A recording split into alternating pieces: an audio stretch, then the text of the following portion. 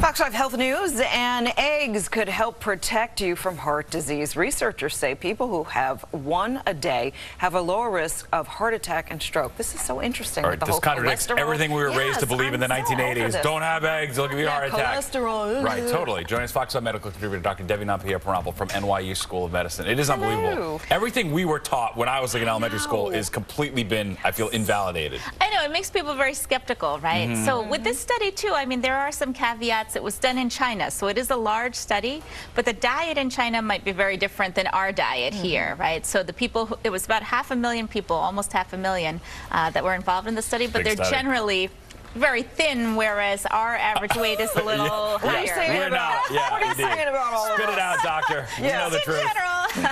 And also, they tend to eat more vegetables, so that the general diet is a little bit different than our general diet. So maybe in that situation, eggs can be healthy, right? Gotcha. But for people here, you know, there are mixed results. So there are some things that are positive about eggs. They tend to have lean proteins. They tend to have a lot of different things that's hard to get in your diet otherwise. But at the same time, they are high in cholesterol, and then the mixed results there are that not all cholesterol is bad, right?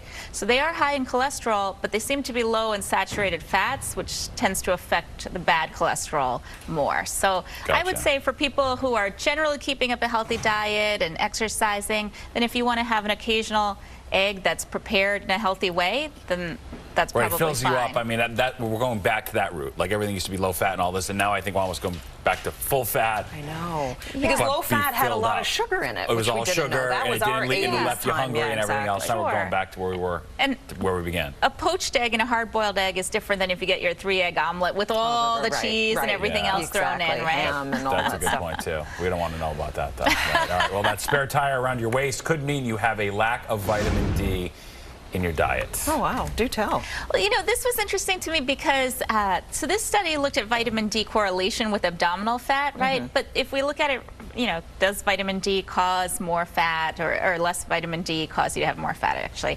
But I look at it like people who don't go out as much and maybe don't exercise much might have a higher risk of having low vitamin D and also having a little bit more fat around and drinking more beer. Yeah, so those things could be related. So vitamin D, the way you get it, you can get it from eggs.